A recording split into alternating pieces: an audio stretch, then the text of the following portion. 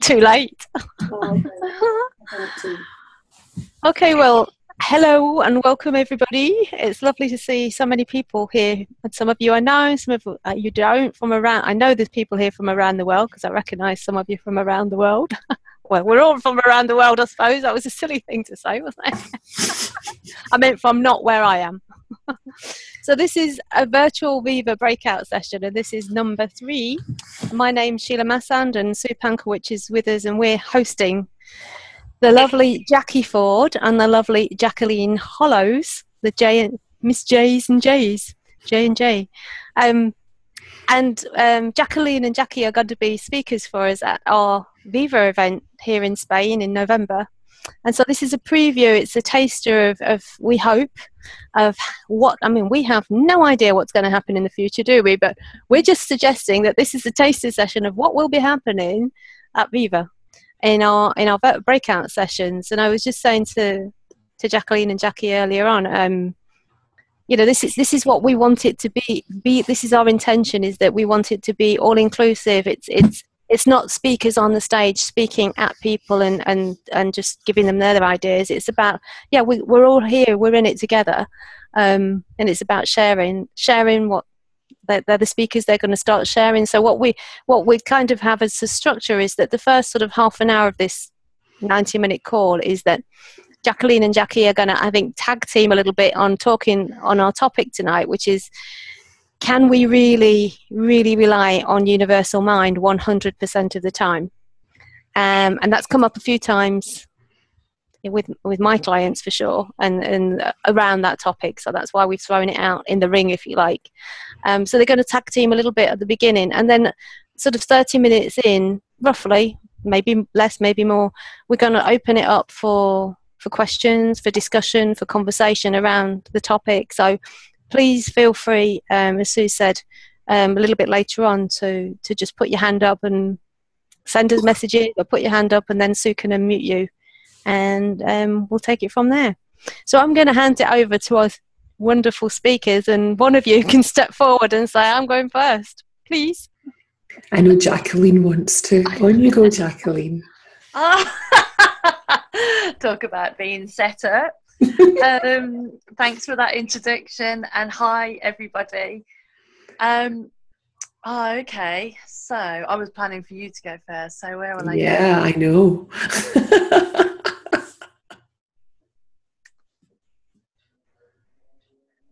It's a really good topic, because for me, I noticed that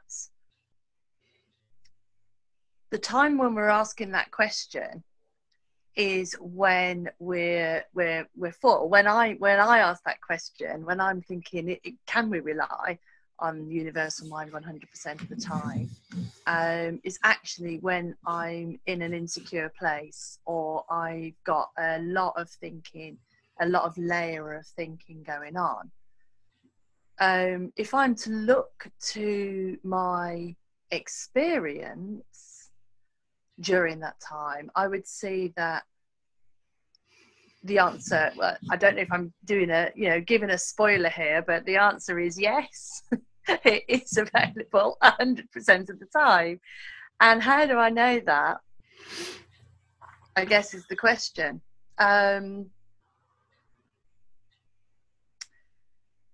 Well, for instance, now I have no idea what I might talk about, and I had no idea that I would go first.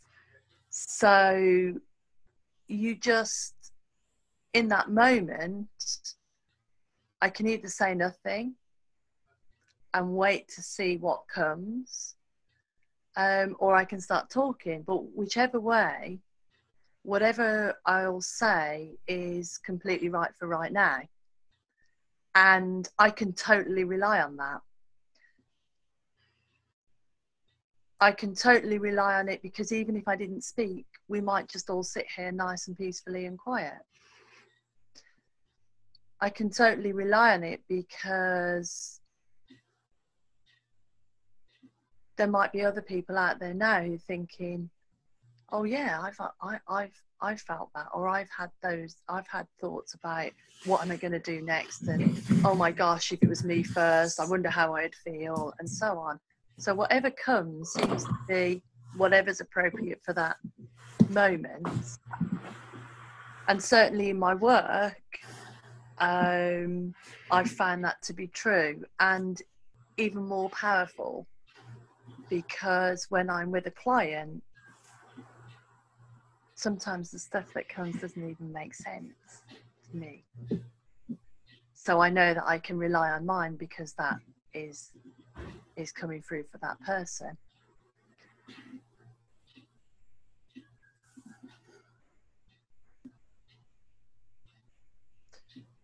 What do you think, Jackie? You're absolutely right. Yes, we can rely on universal mind all of the time. How do I know that? I just do. I just do. There is a certainty and an unwavering confidence in knowing that no matter what's going on, I'm going to show up in the right way and say the right thing at the right time. And with that really, really deep knowing, there comes a sense of freedom, a freedom to be, a freedom to be who I am in that particular moment, without all of the perceived labels of who I think I should be. I had an experience this weekend, and those of you who have been on my Facebook page have seen, and I just want to give you an example of what this is like. I was asked to work with a 15-year-old girl who was having issues with self-harming and OCD, and it was her mother who asked me to work with her. And I said to the mum, that's lovely, I know you want me to work with your daughter, but I'm not going to work with her unless she gives me a call and we can have a chat and she realises that it's me she wants to work with. And the little girl called me a couple of weeks ago and we had a chat, and I heard her say something back to me in that conversation that I knew something had already started to shift for her. But even though I knew something was starting to shift for her, in myself, I heard some doubt about, oh my goodness, she's 15 years old. How do you work with a 15-year-old who has this issue? And then I just let it go. And I didn't think any more about it. I just let it go. And I arranged to meet the mum and the little girl on Monday morning. And I didn't know what I was going to do. I didn't know what we were going to talk about. I didn't know where we were going to go and have these chats. But it occurred to me that we were just to walk. We were to walk and just see where we ended up. And I didn't have any thinking about that at all. All I knew was, again, with absolute certainty, I was just to be with her. I had no idea, no thoughts about here are the 10 steps that it takes to work with someone who has these issues. There was nothing on my mind at all. And we ended up on a bus. I bought these couple of all-day tickets and I thought, okay, let's go on the bus. And she was laughing. And we got a bus and we took it to the terminal, you know, the last stop on where the bus goes. And I couldn't have asked for a more wonderful spot. We ended up at a golf club, which was right on the edge of the River Forth with beautiful views over to Fife. And there was a bench that we could sit on. And we had this lovely, lovely quiet conversation about how life really, really works. And then after that, we got back in the bus and the day flowed, and the days after that just flowed from a place of not knowing, but trusting. And that little girl, by day 2, her OCD had fallen away. Her thoughts about self-harming had melted. They disappeared. Now, that wasn't me checking in on her on the second day. That was her sitting with me and saying, oh my gosh, I never thought about that, Jackie. That's gone. All the little clicks and things that she had, it had just gone. And she realised in that moment how she created her own reality. And for me, when something like that happens, it's like, I call it the Popeye moment. It's you realise that there's this universal muscle that just keeps getting stronger and stronger and stronger every time you see it, every time you experience it. You realise how life just unfolds. And that little girl saw how there was no plans. We weren't doing, there was no sort of, here's the agenda for what we're going to do. All she saw was me being in the moment with her. And through that, she saw that life unfolds and it always works out. I'd even bought, in the UK, the movie Inside Out isn't released yet. But I had gone on to the local cinema page and I had booked a ticket to take her to see it. Now, here's a warning. Don't ever book a ticket to go and see a movie without your glasses on. I didn't realise at the time. So we turned up at the movie theatre. I showed my little app thinking I'm dead cool. Here's my app that says I get into the cinema. And the woman said, oh, that's not released until next Tuesday. I was killing myself laughing. And I turned around to her and said, there's a lesson.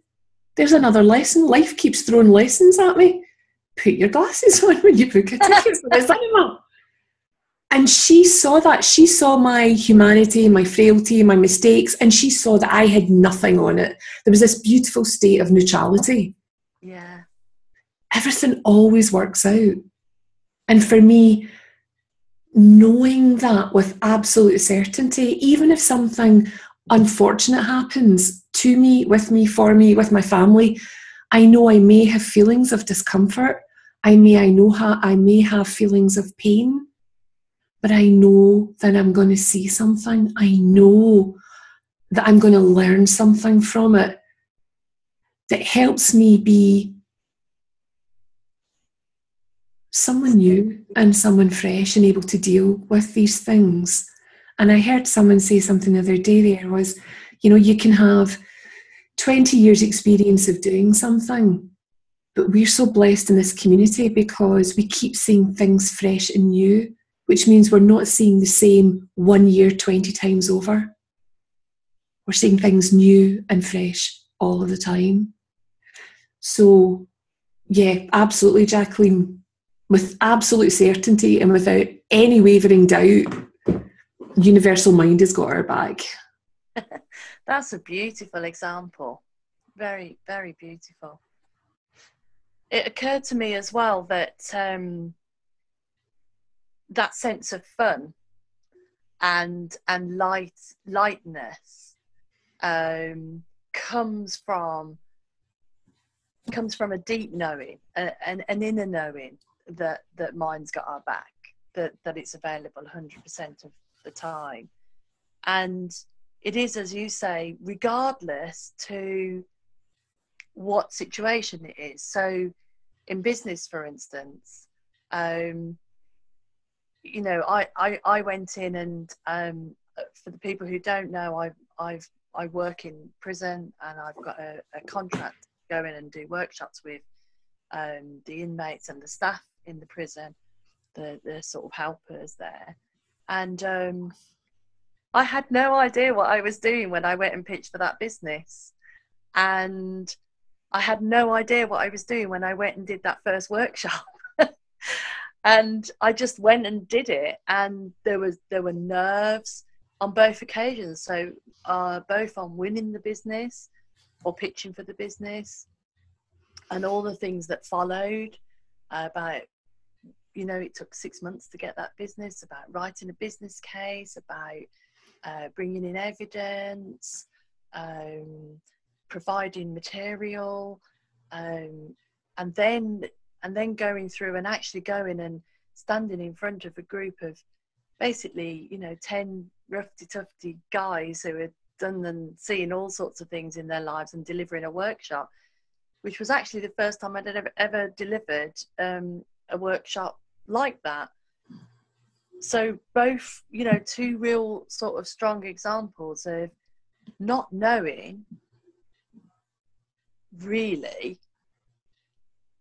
but just following the next step and following the next thing that occurred to me in that moment, and getting through it and enjoying it every step of the way, and then what I've realized is, and then confidence came from nothing. So that confidence that you're looking for, you're searching for, comes from that deep place of nothing, of mind, really, because you get through it, and then next time you're better, and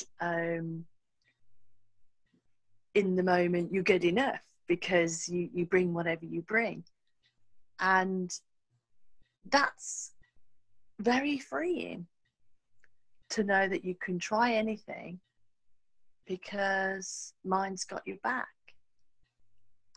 And because even if the way you thought it might turn out didn't, or the thing that if you pitch for a piece of business, for instance, and you don't get it, so it doesn't mean that things always go the way you think they will go, but they just go the way they go, and it all works out perfectly. And it's very, very freeing, very,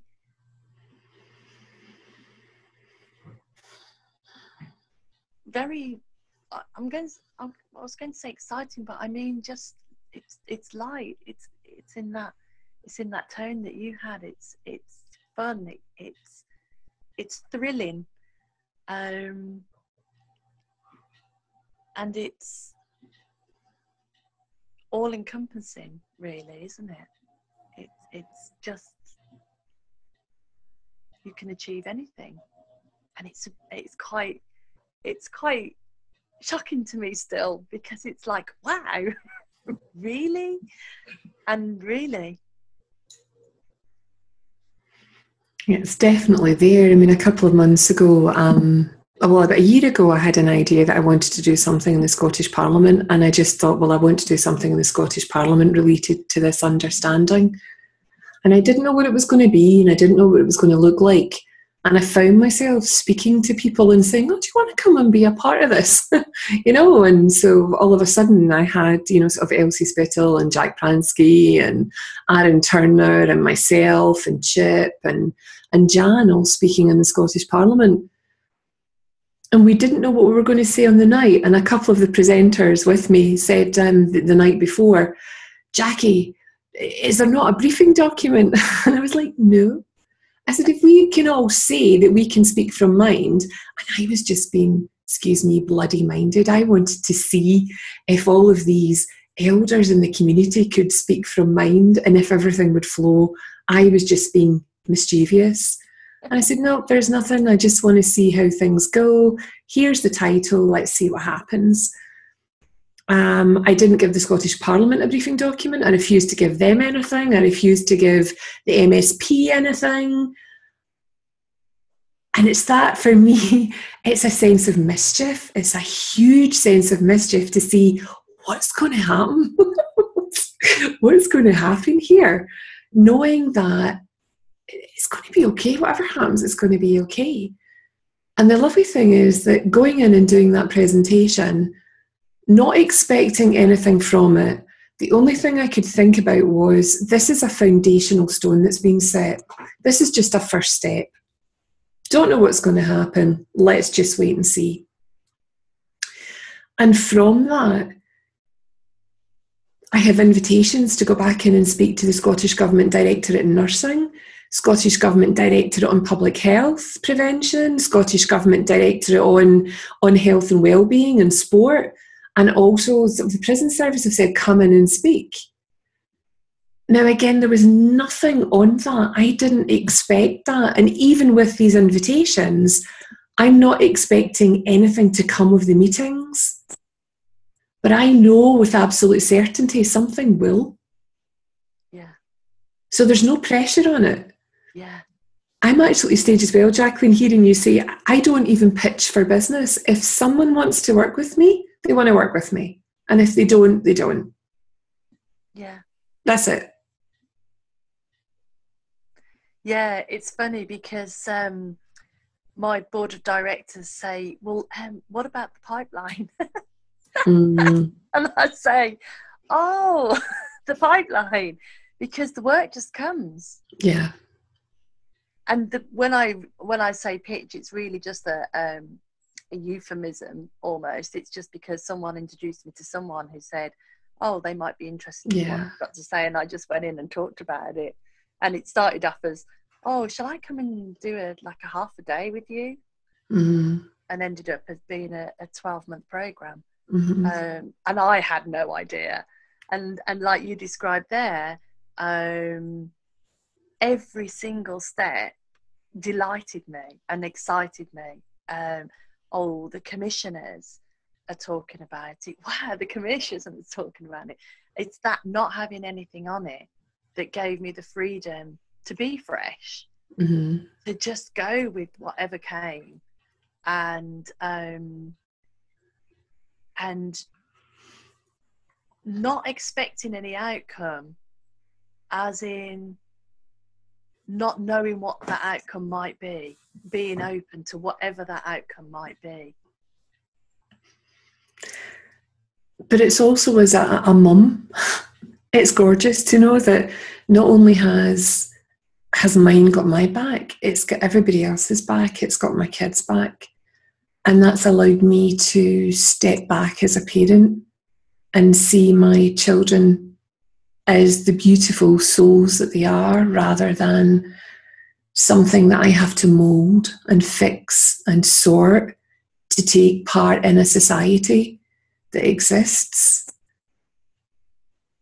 I can just see them in all their glory, making the mistakes that they have to make in life to help them understand what life is about, knowing that they know that life keeps throwing lessons at them until they learn, pointing them back to their own wisdom so that they too can start to realise that not only are their parents always going to catch them,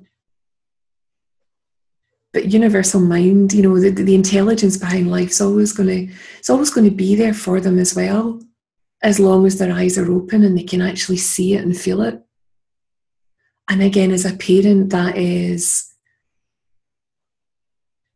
it's a relief.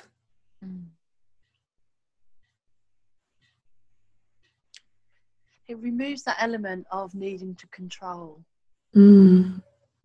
Of needing to think that you need to control people or things or situations, knowing that we have no control, but that what does have the control has your back, is again very freeing, isn't it? In relationships as well as relationships with your children, relationship with my husband, with my colleagues.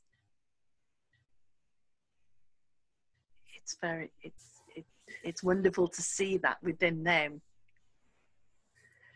Jacqueline, I'm really aware we're talking about things being freeing. What does freeing mean to you? You know, it's a word that it's one of these sort of 3P words that we all use. You know, so, but what does that mean to you in real life?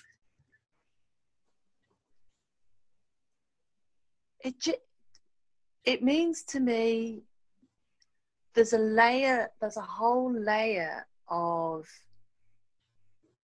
thinking and doing and insecurity that doesn't exist. If it does come, it's not as dense. So like, for instance, having nothing on the outcome of something it means that I can do what I need to do, and I can put things in place that I need to put things in place, and then I can walk away. And not even wait. I was going to say and wait. It's not even wait. It takes away even the wait, doesn't it? So it's, well, for me, and it just means that I don't have a whole load of stuff that I have to bring with me. So I feel lighter and more capable and able to do more or do less if I feel like doing less. It means that I don't feel that I'm in control, that I have to be the one that's catching everything and making it all happen. I used to have a coach in the old days that used to say, who makes it happen? And I used to have to say, I do. And I don't have to do that anymore. How about, what does it mean for you? For me, it's kind of,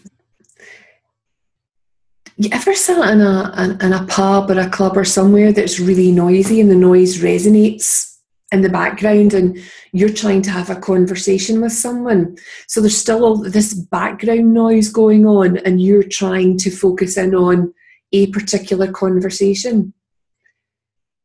For me, that's how I am that's what life feels like to me when I'm trying to control things and I'm trying to make things happen. That there's a lot of unconscious noise and chatter, and I don't feel my head is clear. Mm-hmm. But when I'm in that place where I'm willing to surrender to the fact that life just is, and that I'm not the one on the racing horse winning the race. I'm the one that's on a rocking horse in the back of a lorry, having a lot of fun. Then that noise goes, and the conversations I have are clear, they're bright, they're illuminating, and they're really nourishing. They're nourishing conversations that I'm having with myself, but with the other person too. Rather than you spoke about lightness. For me, there's a heaviness associated with not being in that space. And I love knowing that that's my my warning. Mm-hmm. I know when I'm not there, when I'm not trusting. And life's just easier. It's just easier. Yeah, it's easier. Mm-hmm. I heard you say earlier, and I've experienced this as well often, not having to be the expert. Yeah. and absolutely being the person that doesn't know, and being able to say okay to that, to own that. It's very humbling, and that puts less pressure on other people too. They realise that they don't have to be the expert, and they find it humbling. But that shows your humanity. That shows that you're not trying to be an expert or a guru, or you're just being a human being. Okay. And that was another thing that I wrote on my Facebook wall about the third day of being with this young girl. It occurred to me that I wanted to show her my humanity. I wanted to show her that I get caught up in my thinking. And we were just out for a walk and I saw the Edinburgh Dungeons. Now, the Edinburgh Dungeons is an experience where you go in and you get the bejesus scared out of you. There's like zombie bodies kicking about and you go on these dark rides and things touch you and jets of air come out. And I invited her mum along as well, and we went on it's kind of like a ghost tour, and we went on this ghost tour. And I said to the wee girl, I said, I'm going to probably swear. I'm probably going to scream, but it's okay. And that let her see both me and her mum reacting to something in the moment, fear in the moment, recognising that we're only ever one thought away from something else. So going from screaming and shouting because we were scared to laughing hysterically because we felt relieved. But it showed her that here was me who'd spent 3 days with her, and I meant, you know, in case she thought that I had all the answers, I thought I need to show her my vulnerability and that it's okay. And we're all going to get caught up in our thinking, because you would think, you know, maybe I'm meant to have this shit down, and I don't. And none of us do. Sorry for the sweary word, ladies. And it's kind of, well, be human. Yeah. Recognise that. But trust that you'll always find your way back. So it brings us back again to mind always has our back. Yeah.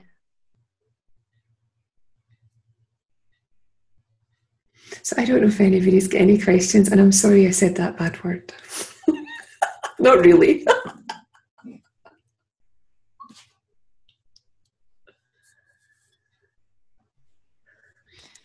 Didn't bother me, Jackie. That's okay. I'm ashamed. I go and sit in the corner for half an hour. So has anybody got any questions for the two Mrs. J's? Jacqueline and Jackie. So you're on mute duty. Susie. Hi.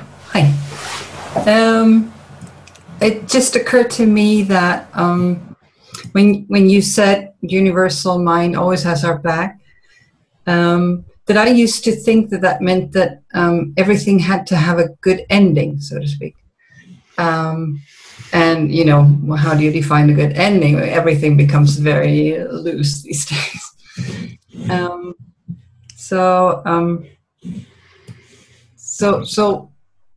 So right now we're having some illness in the family, and I feel very, very supported by mind, universal mind. I feel very, even though we don't know if somebody's going to die because of injuries that they've suffered, it doesn't mean that I see it as if universal mind doesn't have my back anymore, because it's not related to the events. Did you know what I mean? Yeah.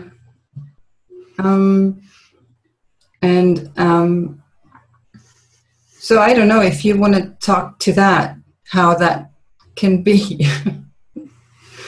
And I guess what I'm hearing there, Susie, is I love that you brought this up about happy, you know, is there always a happy ending here? Is there always sort of sunshine and roses, and, you know, the rainbow comes out and the musical band starts to play? No, because it's life. It's life. And we're talking about universal mind, but for me, that is also just wisdom. It's learning or hearing what it is you're meant to do moment to moment in any situation that you're in. And that could be something as simple as just feeling really emotional in a moment. Yeah, and something that now popped into my mind is how my children they're like 8 and 11, how they have kept reminding me not to get stuck in my thinking about it, and how they're like, oh, I feel so sorry for this person. Oh, let's go out on the trampoline. Yeah. And I'm like, all right, yeah, that's it. Just, you know, snap out of it, you know. Everything has, you know, can exist. That's okay. But it's also okay to be happy even if somebody's ill. And it's okay to be sad. And, you know, all these, you talked about how things we should be, we should feel, we should. And when something bad happens, sometimes we have these like, no, I can't be happy because so-and-so died or whatever. But this has really taught me to be with whatever is. Yeah. Mm-hmm. And I love that you've seen that there isn't really a rule book. Mm-hmm. Yeah, but I still get caught up in it. Don't we all? You know, that's part of the journey of being human, is that from time to time we believe, you know, that turning another page in the rule book is the right thing to do to feel the way we think we are meant to feel, rather than how you will be in any given moment. And our children are our teachers. Absolutely. Because they flow from emotional state to emotional state without the guilt that as adults we can often put on the thoughts that we have about certain situations. Yeah. Yeah. Yeah. Thank you.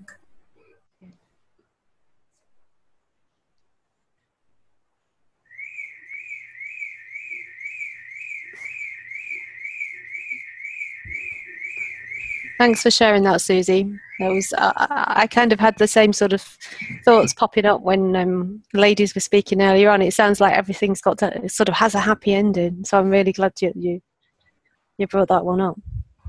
Thank you. Great. Anybody else would want to join in the conversation? Oh, Sue, are you allowed to join in? Yes, because you did. I was just thinking one thing that I had an insight about was that we talk about endings, and it's all definitional, because when I started to see that we make up what is an ending, so we have the opposite to that is that really there are no endings. There is a continuation of a story, and if you like, they might define them as chapters that draw to a sort of a conclusion, so little bits within life, but the rest of it is just a flowing onward. As you said, one of you said, think life will always pop up with challenges. And so if we saw each challenge that had to have a beginning, a middle and an end, we'd be forever working really hard to resolve this one before we can move on to that one. And that would be quite effortful. So for me, it's become far simpler to say, well, I don't know what's going to happen. I'm not sure what's going to happen. And so many times, if I had drawn a line at a particular moment, I'd have suffered because I'd have thought, oh, that's it, that's the end of that. But something else comes along, and sometimes that something else gives you a whole new angle on something, and you say, wow, well, of course, if I hadn't had that bit of a struggle there, then I wouldn't have seen this, and oh, that's really good. So your so-called ending, it wasn't an ending, and actually it wasn't what you thought it was, and so on and so forth. So I think that's very freeing. I found that to be very freeing. It's to stop thinking of my life as a linear narrative with each thing in it having to have an ending or having any endings. And that's just what occurred to me.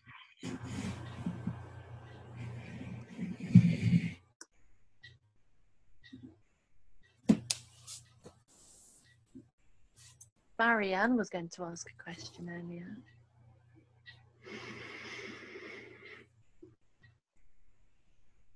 Changed mind.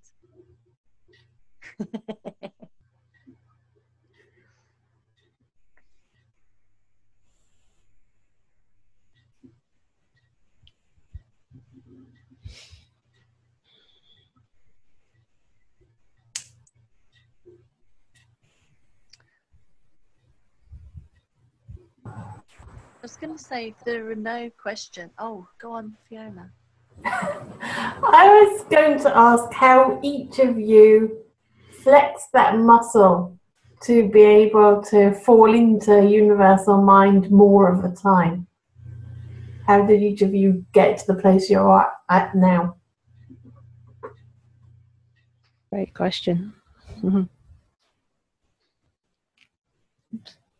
Jackie, do you want me to go first, or do you want to? Yes, because you made me go first. I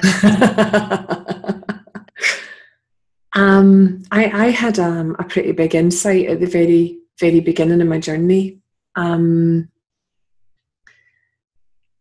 woke up one morning and I had a visual of having a white flag in one side of my brain and a white flag in the other, and all I could see was the word surrender.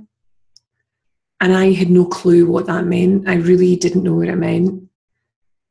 And I didn't analyse it.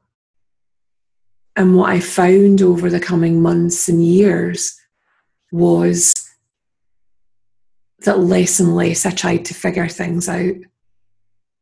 I just let things happen. I let things unfold instead of trying to figure out how I was to do things.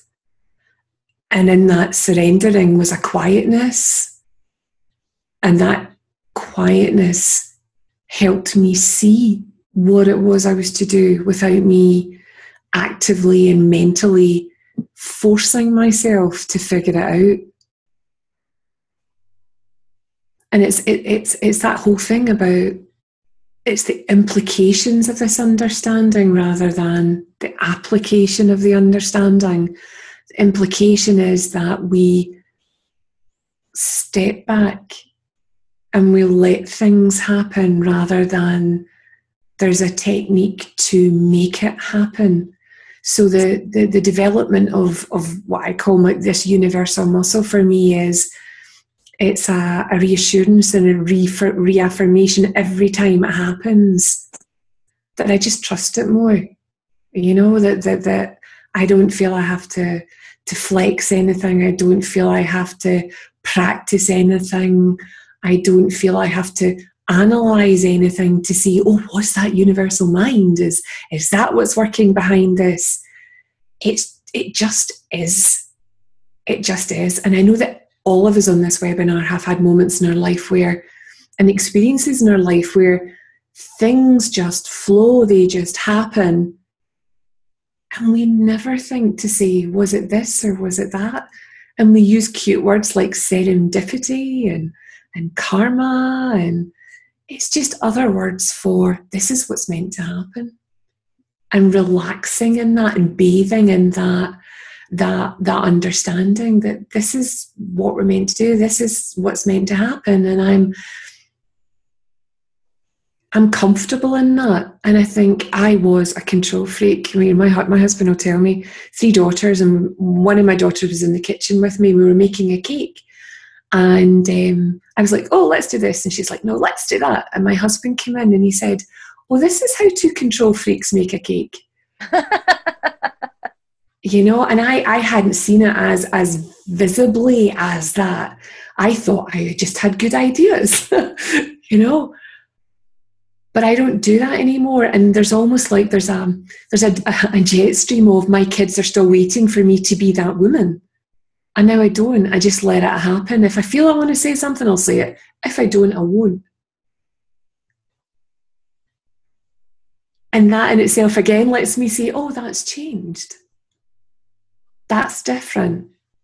I'm surrendering to whatever it is that's going on, and I don't feel I have to control it anymore. So I don't know if that helps.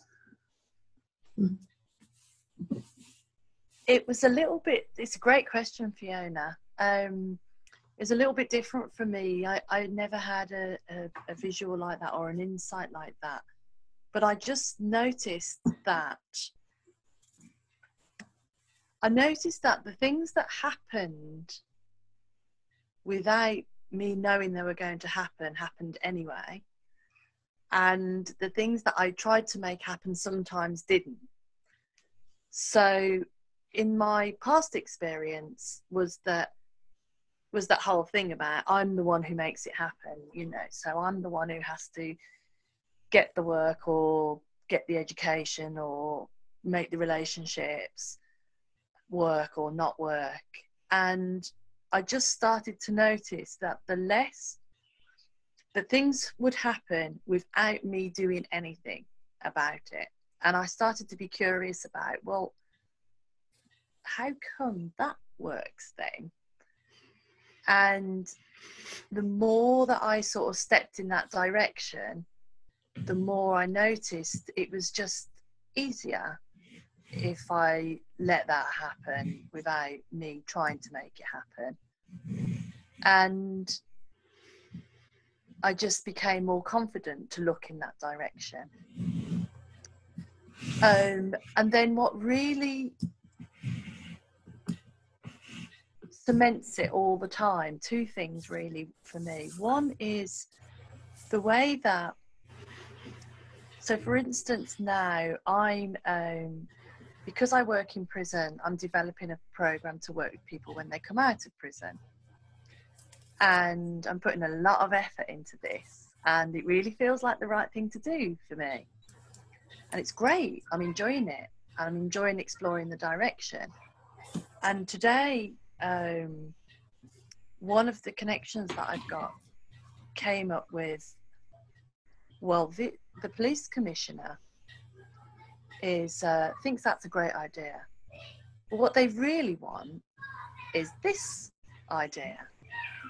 And I was like, oh, okay then, look away. And then it suddenly occurred to me, so why don't I just listen to what they actually want instead of what I think the agenda should be? So that's a constant cementing of, it's not me that's in control. Something else has occurred over here that has nothing to do with what I'm, loosely, but it occurs in a different way. And when I look in that direction, whatever happens there will be just something that happens in flow, as Jackie was talking about. So that constantly cements to me that is, that's what's occurring.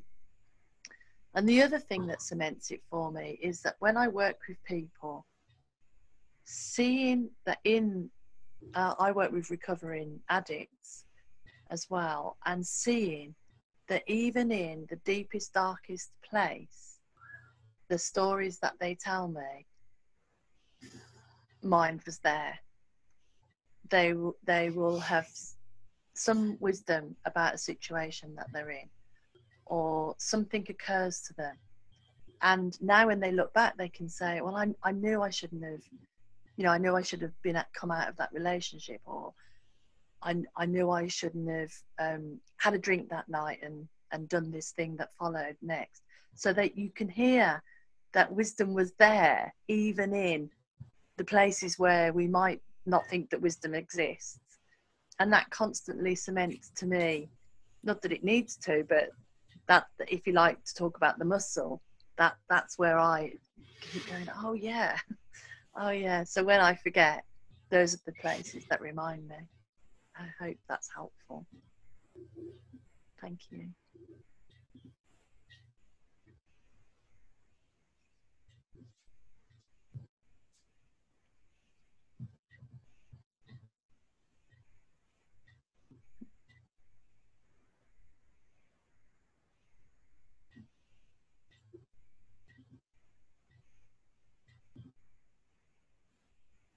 Have you ever had a situation, Jacqueline, where you've thought, this doesn't work?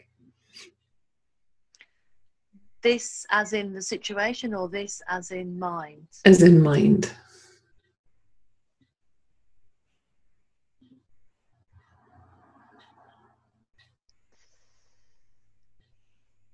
I'm trying to wrap my head around that question. So maybe when I came into the 3 principles, I did not like it. I did not like it. What did you not like? What did you not like? Oh no, I didn't like it. I thought it was a cult. And I went to see George and Linda Pranksky, and they were talking, and I thought they're way too peaceful, and it annoyed me, and I didn't like it. So in the first sort of 12 months of being in contact with all these people who seemed to be all happy and peaceful, I had a real resistance. And I used to question a lot then and say, well, a bit like Susie was saying, well, then everything sort of turns out right then. Everything turns out good, and everybody's going to be happy and peaceful all the time. And I used to probably question then, but I would say that I didn't really know. I didn't really have an understanding of mind at that time in the way that I could express it, and in a way that I could express it to myself.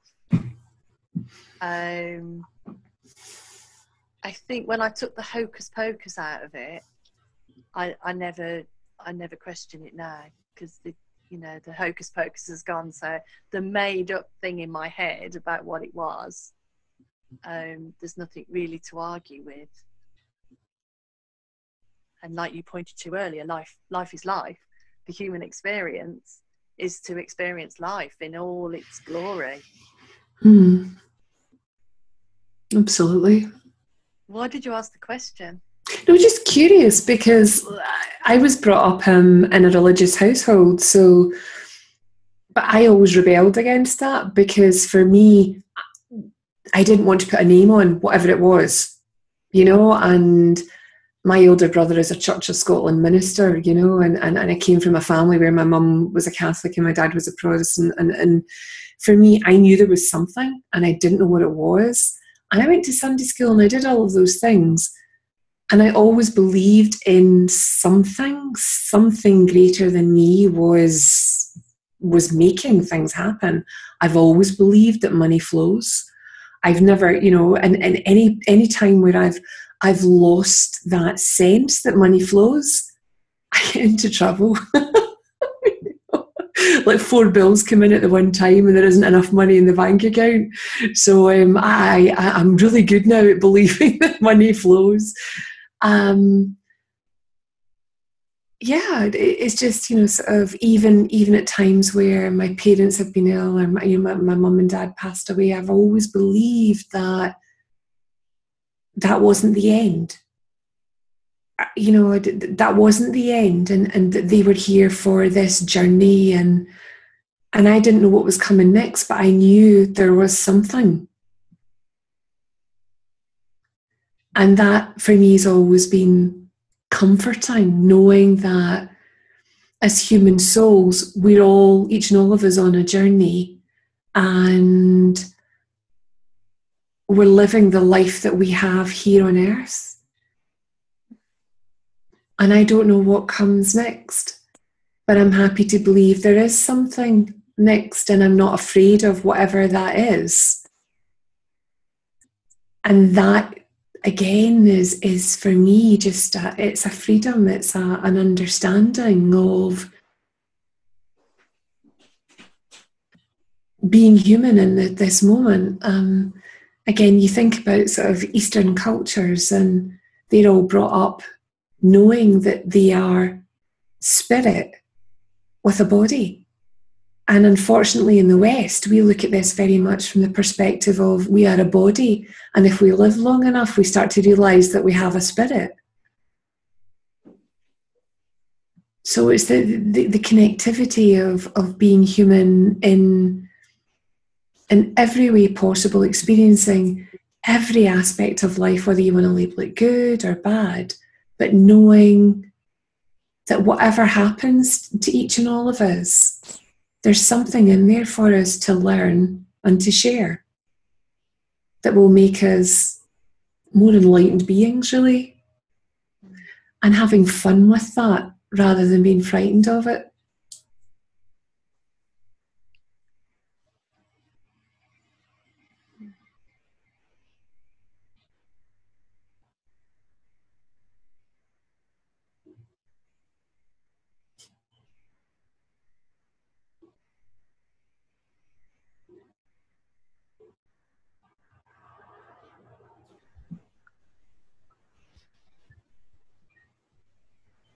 If anybody has any questions, feel free to unmute yourself and ask. And in the meantime, I can ask a question if nobody else has anything to ask. There was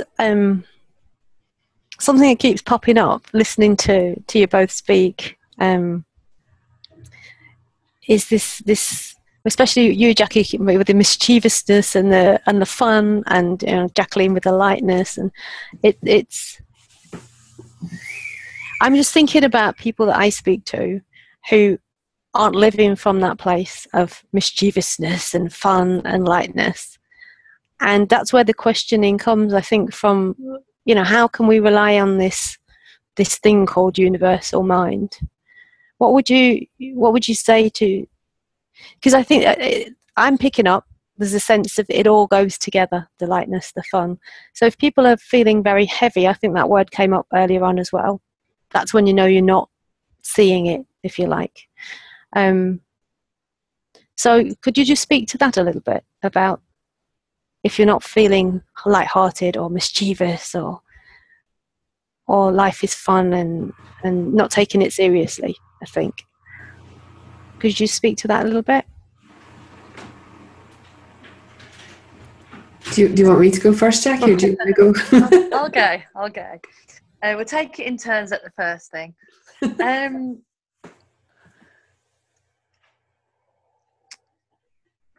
So that's the whole thing, isn't it? Is that what I'm not always light, and I'm sure Jackie's not always mischievous. Well.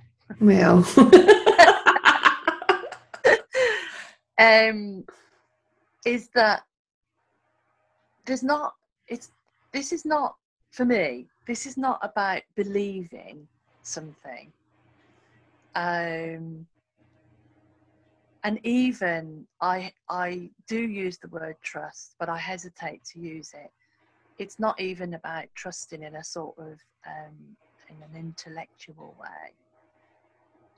Even in the times of not being in that fun place or in that light place, I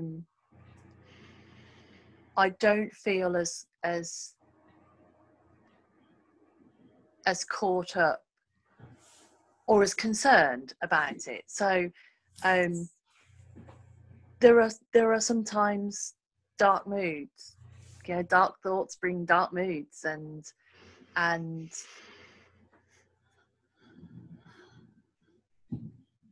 it's helpful. So I'll think about, because it's hard for me to think about that because I'm where I'm at. So if I think about, if I was talking to a group,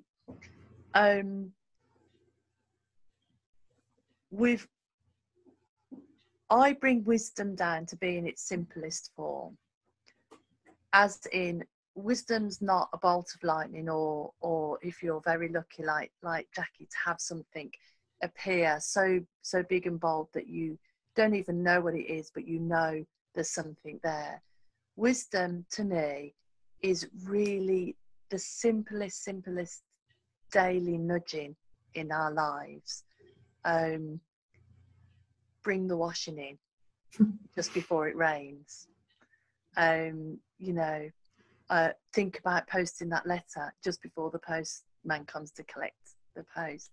The simplest nudges, that the thought that appears in our mind, like the finding the keys. People talk about the finding the keys. So lose something, and the harder you look for it, the sort of further away it seems. And yet, if you just go, okay, well, it'll come to me. It always does. You know, look in the cupboard on top of the shelf. Well, why would they be there? And there they are. So I point people to that because everybody knows that they've had that at some point. And it means that during that dark time or that heavy time, you can know that you're good at that wisdom appearing because it has so many times before, and that it will. And that maybe sometimes you're in that dark time because you're just meant to be in that dark time for a little while. But if you don't fight it, if you don't try to have a different experience than the one you're having, it goes on its own and it moves on its own. And if it doesn't, you might even learn in there or have some other experience during it. So even dark times and heavy times can be enlightening in their own way, because they're just part of the experience that you're having right in the moment. And I guess the other thing that I point to is the freshness that we mentioned. One of the most amazing things for me is to have realised, the most amazing insight that I had was to have realised that every single moment can be a brand new, fresh moment. And no matter how long I've been in a certain state of mind or been ruminating on something, that in any moment that can lift and that can change and that can feel different even if it hasn't changed. So that's where I would point.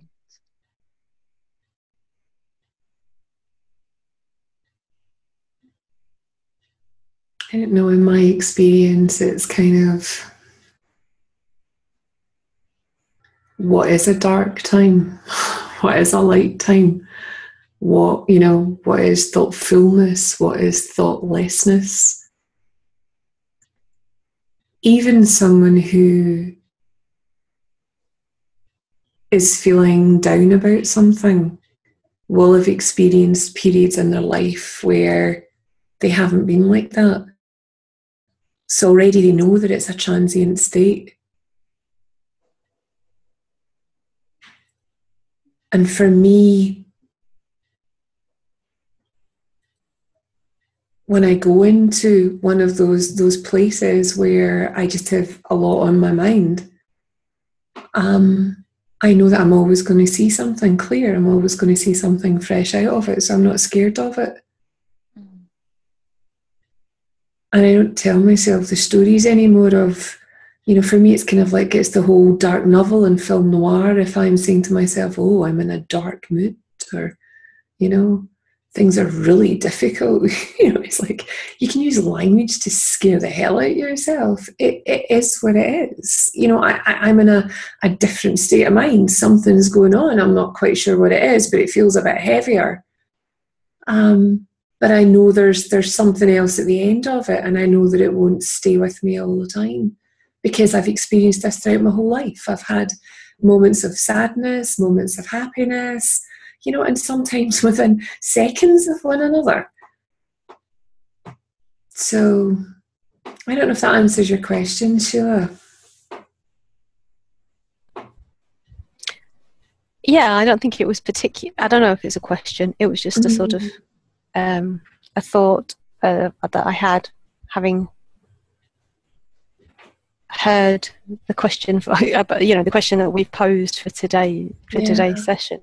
How can we really rely on mind 100% of the time? And I think that question tends to come at a point in time when people are feeling insecure, let's say, or feeling dark, or feeling they're not in the light place that I mentioned earlier on. The place. So yeah, I think it spoke to that. Thank you. And I love that you, Jacqueline. Oh, sorry. Go on. Susie's got a question. Can you unmute Susie? There you go.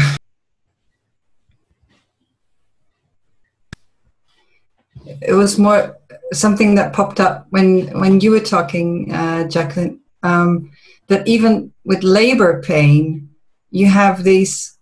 I used to be terrified of labor because in my mind it was like when people had been in labor for 34 hours, they had like 34 hours of pain the whole time.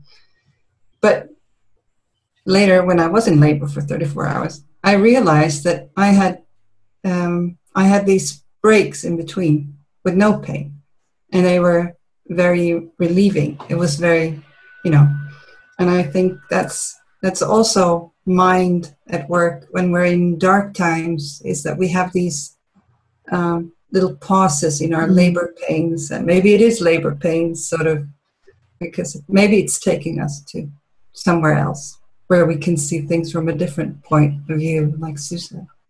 I love what you said there, Sue, because for me as well, I used to be a midwife, and there's always something nice at the end of a labour. Yes. Yeah, I hadn't even thought of that. Fun. Yeah.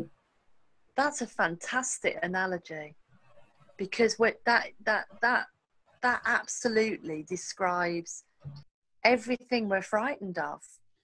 We're frightened of being depressed. We're frightened of being in a situation which is going to be uncomfortable. And partly that's because we think that's going to be solid. That's always going to, that we're going to be in that place. And you're absolutely right. When you're actually in it, you're in it for a period, and then you're out of it, and then you're in it, and then you're out of it, and then it's higher and then it's lower. And yeah, it's a brilliant analogy. Thank you for that.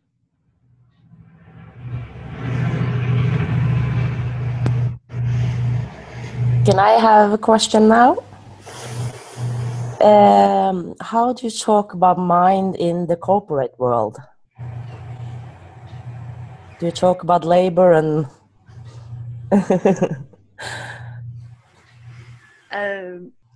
I think it's you first, Jackie. No, it's fine. I'm fine. I talk about whatever feels right in the moment. I've had conversations with everyone from CEOs to politicians, and I've spoken about the spiritual nature of life. I've spoken about how mind and thought work together with consciousness to create a reality, how we all live in separate realities. And I just use the language that occurs to me in the moment rather than what I think. I had an experience about 2 months ago where I was meeting with the co-convener of the Health Committee in the Scottish Parliament, and I wasn't feeling terribly great that day. And as a result of that, my thinking was going up and down like a yo-yo. I'm like, oh my God, I can't say that to him. He'll think I'm a lunatic. Oh no, it's okay. I'll just do what I need to do. And the funniest thing was that we got to a point in the conversation where the only place for me to go was spiritual nature of life and how life really works, and to talk about mind. And I ended up talking about things like, well, you know, when you plant a tomato seed, you don't expect a beech tree to grow out of it, do you? And we laughed. And he said to me, it's really funny you talking about this, Jackie. I have a Tibetan monk who comes to see me in my constituency, and he talks to me about the spiritual nature of life too. And that was it. That was it. You know, and yet there was so much thinking about in the moment, not in the moment, but previously before I get in to speak with them, about he's just going to think I'm a complete idiot. And in the corporate world as well, sort of the analogies you can have are about, and it's when I work with sports teams as well, it's about the flow that people get into. In sales, the flow that people get into when they're doing their sales pitch. There is a natural flow, there is a trusting about when to ask, when to close the deal and when not to close the deal. The same on a basketball court, that there's, you know, people know when to pass the ball to make sure who can get the basket. It exists and it's there if only we look for it. And just because we put a name on it, and this is, I love this question, because so many people are, you know, they think about the spiritual nature of the principles and people think it's all woo-woo. And I'm not suggesting that any of you think this here, but it's all woo-woo and scary, hippy-dippy stuff. For me, the word spirit just means life. Breathing and life. It doesn't mean anything else. So you can have ideas in your head of what something might mean, but again, what it means to me might not be what it means to you. So for me not to go there in a conversation is me taking what's going on in my own head is more serious than what flows out of me when I'm not thinking about it. I don't know if that makes sense. Yeah. It is maybe also, in a way, scary to label it, but you don't have to do that. Just talk about it instead of labeling it. Yeah. Exactly, and people get a sense of it. They feel it. They feel that connectedness. Yeah. That there's something about the essence of who we are that we feel it. We feel the love. We feel the kindness. We feel our nature, our true nature. You're up, Jackie. Yeah, no, I think it's a great question and a great observation, Marianne, as well. And the only thing I would add to both of what you both said there is it's not really about how you label it, it's how you're listening. Because listening, when you're listening, whoever you're listening to, whether it's a guy in prison, whether it's somebody who's running a company, whether it's the guy in the store, if you're listening, then you're having a conversation with somebody, and you're speaking with them, and you don't need to have a label, do you? You can just talk about whatever it is that occurs to be appropriate for that person, and you do find the language, and you find the language because you're listening to them. So when you're listening to someone else, I find that you're listening to mind. So yeah, it's a really good observation. Yeah, even if I'm thinking about it and want to label it, I'm in my intellect, but if I trust mine, I will get the right language, maybe. Yeah, absolutely. And Definitely. Even, yeah. And even actually, if you don't trust mind, just it's still there. Like they say, like gravity, you know, it's there anyway. So when you get out of your thinking and into the conversation, and being curious with that person, and being interested in what their problem might be and what solutions they might be looking for, mine helps you. Mine's there, and whatever occurs will be appropriate. And it's great what Jackie pointed to about the tomato tree, because the strangest things pop into your head, and actually just say them, because it usually turns out that person goes, it's really funny you said that, and it still amazes me. But that always happens, and they go, I was just thinking this the other day, or this just happened, or that just happened, or how did you know about this? And you think, wow, it really has. It's just all there between you, and it's very beautiful when you've got that connection with somebody to be so curious about them. They feel that. They feel your genuine interest and curiosity. Yeah, it just occurred to me that now that when I'm talking with a friend or family, I'm actually never scared of which word I'm using. And if I'm using a word they don't like, I can just take it back and say something new. Yeah, and it occurs, sorry, Jacqueline, it occurs to me as well, Marianne, that again, by saying, you know, who we're talking to, you know, in the corporate world or whatever, that's just labels we're applying to what people do in their day jobs. It's not really who they are. They're the same as us, you know, human beings. Yeah. Thank you very much, both of you. Good question.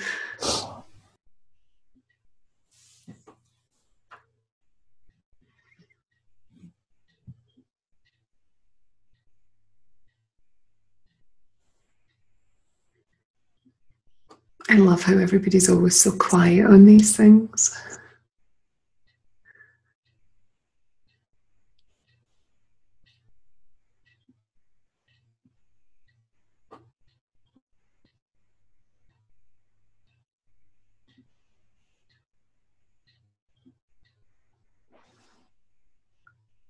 Hello? Can anybody hear me? Yeah. Yes. Okay, good stuff. Hello. I've got a little friend here with me who's clattering about a lot. So, it's lovely. I know we've been having a write or play while we've been listening. And we've had highs and lows and adventures and overexcitement and crying and feeding and cuddling, and it's like it's been quite an interesting experience, because usually when I listen to webinars I don't have any of my kids with me, but you just wanted to be part of it, didn't you? But what popped into my head was that know one of my friends, she's Portuguese, but she speaks very, very good English. And when she talks about learning English, she always says it wasn't like learning something new. It was like remembering something I'd always known. And to me, so that's a bit like understanding the principles, that it's something you can look back and know that it's always been there, but it looks very different once you've actually had the Sid Banks explanation. I was wondering about how, I mean, if mind's the thing that never changes, the only thing that never ever changes, then how does it look to you from moment to moment? Is it, do you always sense it in the same way, or does that shift for you all of the time? I don't know if that makes sense as a question. Alexis, it's lovely to hear your little one. That's just so gorgeous. Thank you for sharing that. It's just so lovely. I like your question. I like it a lot, and it's just made me think a wee bit. And you know, that all that's coming to mind is Sid Banks talking about the isness and the allness. Mm-hmm. And for me, that's what universal mind is. It's the allness. It's everything. And it's, you know, that for me, there's no fluctuations. It's just there. Whereas my state of mind, my feelings and my thoughts fluctuate, but I don't actually feel that for universal mind. That is just, it's just there. It's a constant, absolute constant. Because how could everything not be there? Yeah. It's kind of like a train in a train track with a delivery box on top of it. The train track is there, but the train and delivery box might not be there.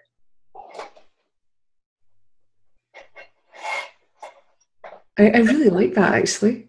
I really like that question.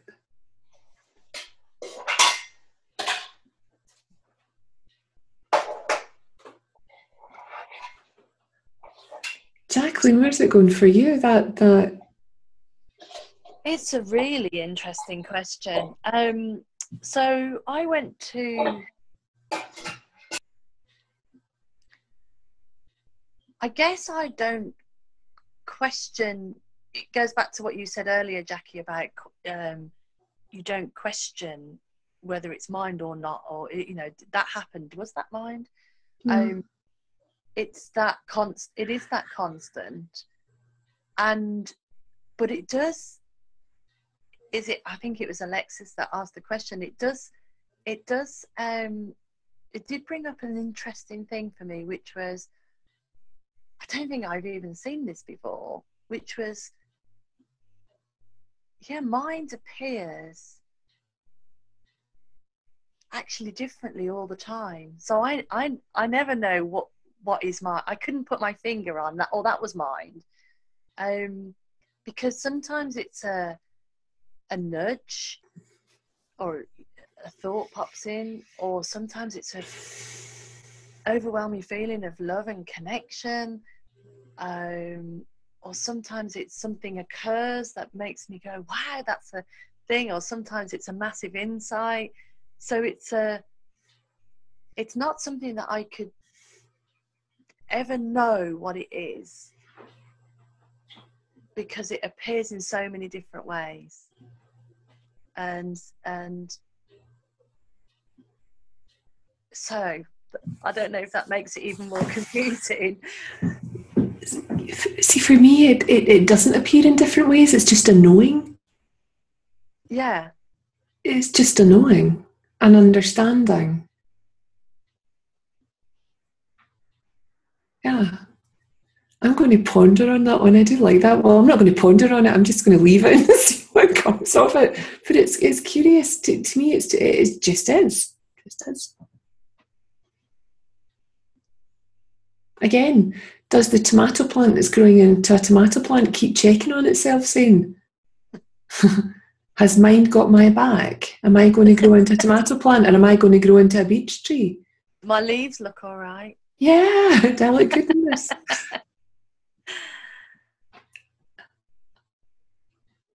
Oh, Alexis, what have you started?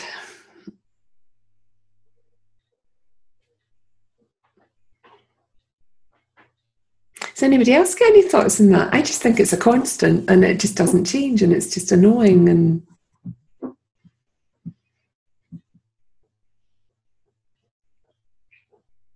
oh, Marianne. Yeah, what just popped up in my head was my heart is beating all the time. I don't have to check in if it's beating. I don't have to check in if my liver is working. So there I don't even think about it. I know it's there. Mm-hmm. Yeah.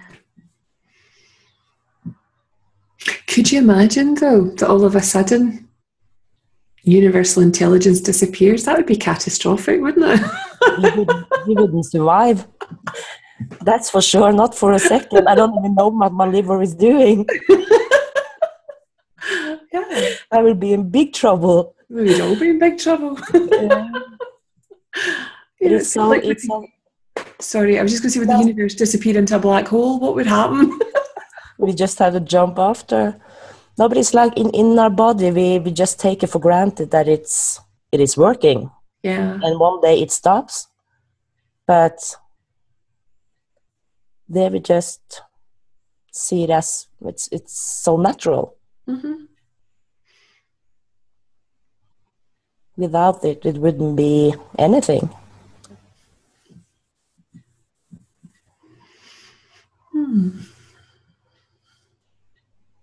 Aren't we lucky?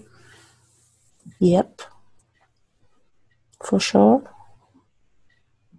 Thank you for the question from Alexis, or what she has her name. Yeah, it was nice. Thank you.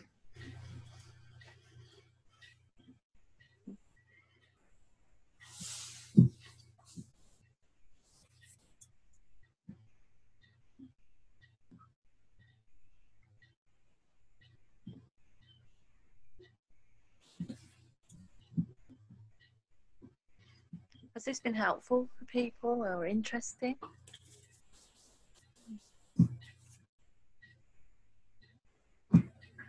It's modelling the way it works as well, because Alexis, well, all the questions, but in particular for me, Alexis's question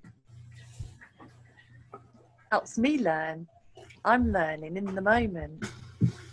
Listening to Marianne talking, I learn. I'm feeling that, and that's what I love about it, is that we're all learning all the time.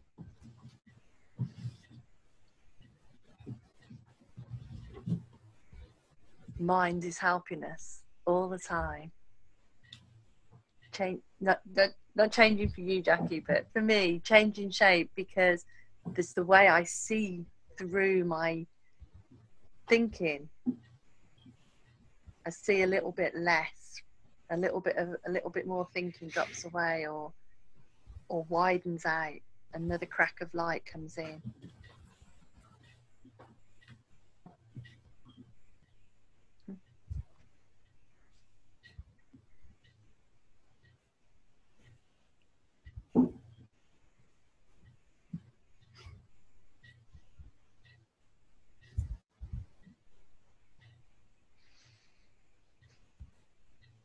I think it's wonderful that we've been able to rely on Universal Mind to be here with us in this little chink of time, never mind the rest of the time. Like you just said, Jacqueline, I was thinking the same thing. It's a modelling, isn't it? It's a showing how the system's working perfectly and how we can rely on Universal Mind to be with us. No, it's not even be with us, is it? It's you ladies said has our back. It's even. And I think Marianne said, my liver wouldn't be working if it wasn't for Universal Mind. It's just doing its thing, and we know very little about it, really. That's how I feel about it, anyway. For me, it feels like that all-knowing that Jackie was saying. It's just a sense of something running the show. Far too big, far too powerful, far too for me to know what it is. But we know it's there, as we wouldn't be here. So can we rely on it 100%? In my opinion, from what I can tell, yes, we wouldn't be here having this conversation now. For sure. Does anybody want to add a final comment? I think somebody maybe unmuted themselves. I was just thinking there that actually there is no alternative. It is 100% reliable, and whether we think it is or isn't. So we can take ourselves on journeys where we can doubt things, but that's nothing to do with mind, because we couldn't doubt anything without mind in the first place. So we don't even have to be able to articulate it, don't even have to fully understand it. We don't have to agree or disagree, because actually it's a closed case, isn't it? Mind is. And but it's somehow, for me, it's fun. It's fun getting together and having a chat about these things, because you never know when, as Jacqueline was saying, somebody might just make a comment and it's new for you. Something comes to meet it that's new for you, and that's so delightful. And part of the journey that I've been on is the recognition, greater awareness that happens all the time. It's just two-way all the time. So yeah, we do, hope that this has been interesting and helpful for people. And often we don't even know in the moment just how helpful these things are. Sometimes it goes down the line. You go, that's funny. Something occurs to you.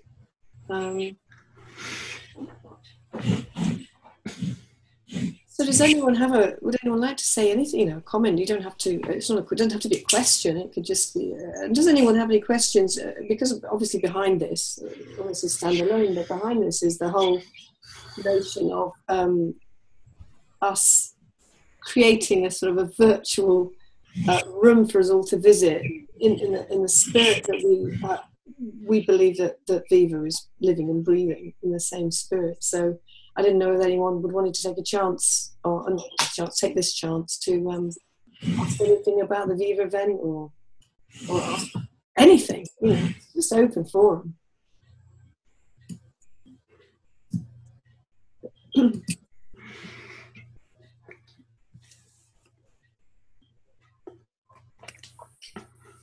Hello. It's Jo here. Hi, Jo. I actually don't know whether I want to say something or ask something, but I did want to say that I'm trying to make the most of any opportunity I get at the moment to kind of join in with things that are happening, because I'm in Australia. I can't get to things. I can't come to events and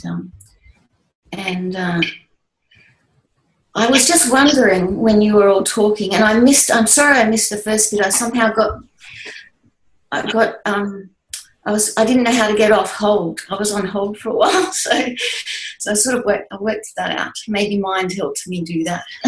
Oh, I'm sure. It's kind of funny talking about mind because it's there, and we use the word mind a lot in lots of things we say. But it's sort of funny talking and thinking about mind when it sort of makes it's sort of behind everything we're saying and everything we're thinking anyway. So, but I was just wondering because I'm sort of new at this as well. I've only really been around the principles for a short time compared to most of you anyway. So, and really I don't know what I'm talking about. So, but that's the only thing I really know, is that I don't know what I'm talking about. But I was just wondering what you thought before you knew the principles, what you actually were aware of as far as, you know, mind or anything to do, you know, whether you thought about thinking or whether you, you know, whether that crossed your mind. Don't we use that term all the time in our? It just sort of sprinkles through what we're saying, and other words. You know, the words of even the other words, the consciousness and thoughts. They're sort of part of our conversation or our metaphors. And I was just wondering. Anyway, I haven't. Yeah, I know there's not much time left, but I know I missed the beginning, so you might have already spoken on that. So, yeah, I'll leave that thought there, or that question, or whatever it was. So, anyone?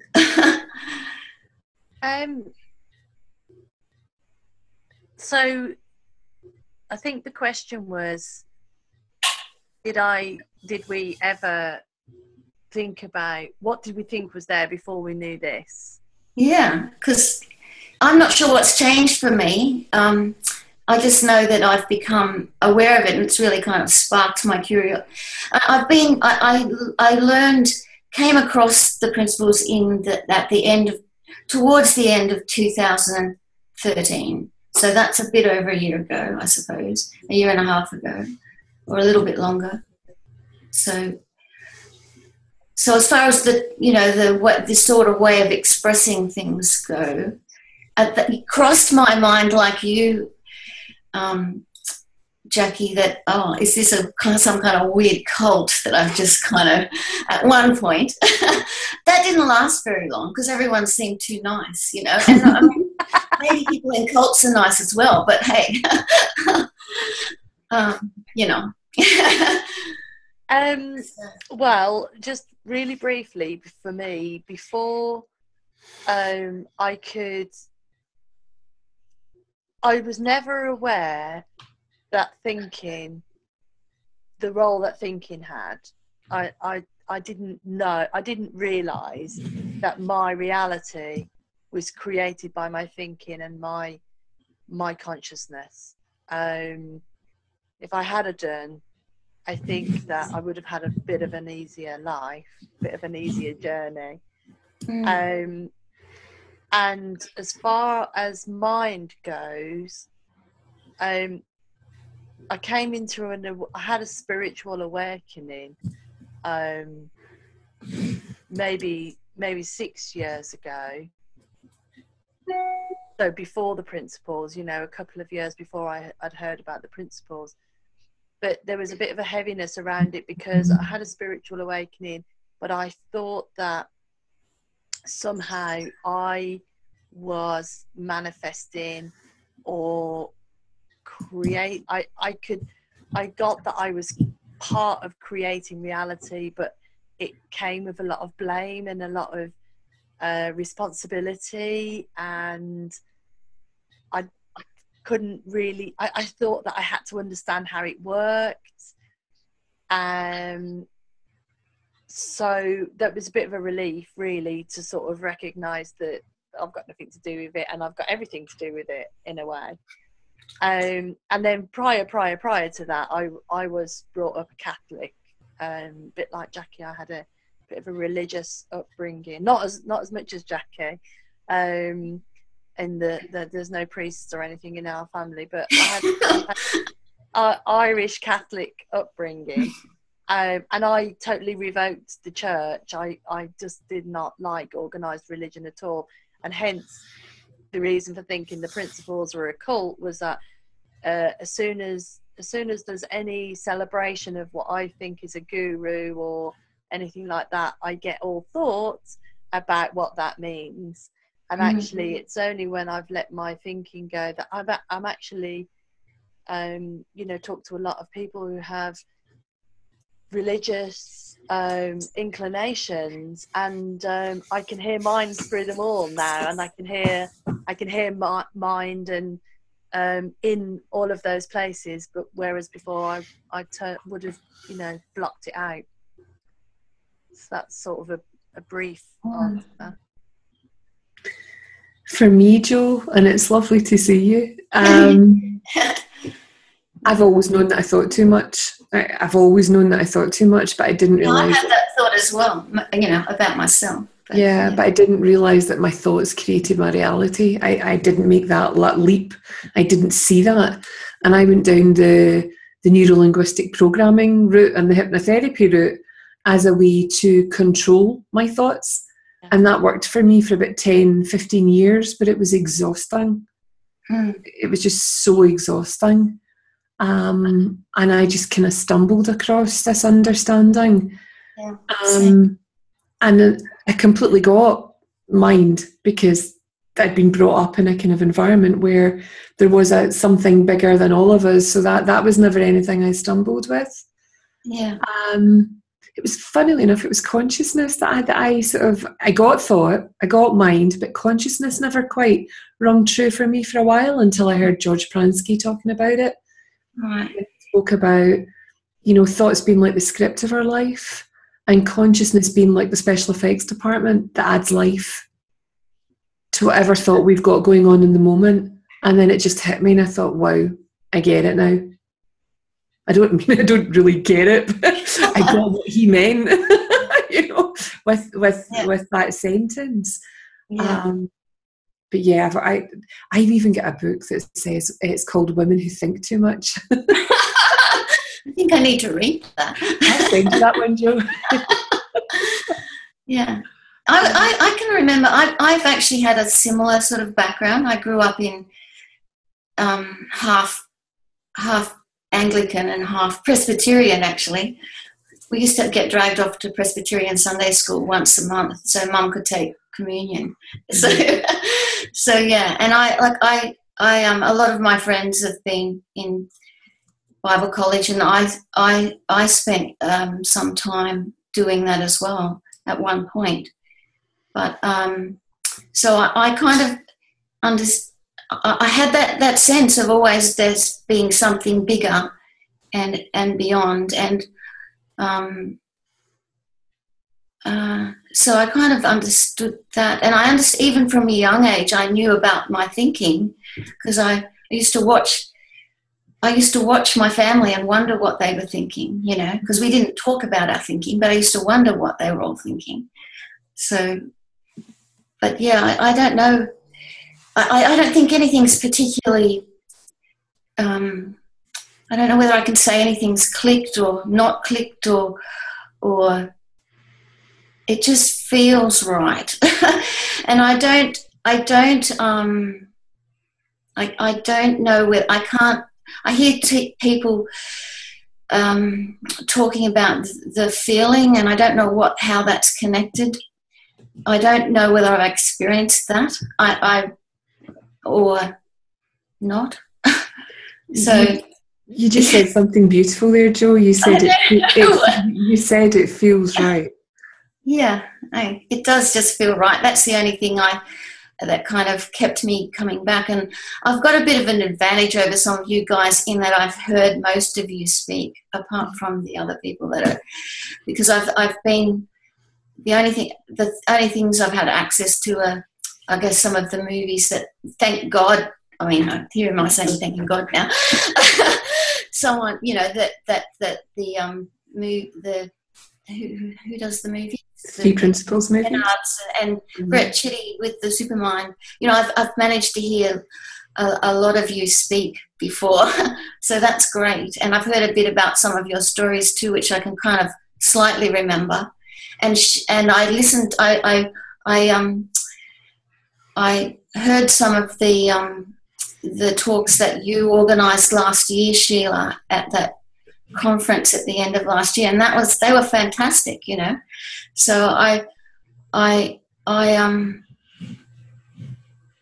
feel like I've just been kind of trying to let things, well, not trying, I don't know what I'm doing, but just letting things seep in, because that's all I've been able to do, aside from read some of the books, and I sort of stop and start with those because I have to think about it. but yeah, look, anyway, nice to meet you all. So I don't know what else to say. And thanks for sharing all those what you've shared tonight. And have to take that on board as well, and just let it sit with me, I suppose, or sit with it. So thanks anyway. It's lovely. Lovely to meet you. Yeah. I think what we might do, because we're over time, and no apology. I think it's lovely when we get into that flow. It feels like we could flow into another breakout session, and our intention is there will be a number 4. So watch this space. We'll keep you all informed, and so that's for the future. I'm going to unmute everybody so we can have a rousing chorus of goodbye and all of that. Just say thank you to. Oh, I've got half of you back there. Just wanted to say thank you to Jacqueline and Jackie for leading us in today's session. It's been absolutely fabulous. Thank you, and thank you for everybody being here and making it happen. Bye. Bye, everybody. It happened without you. Thank you. Bye. Bye.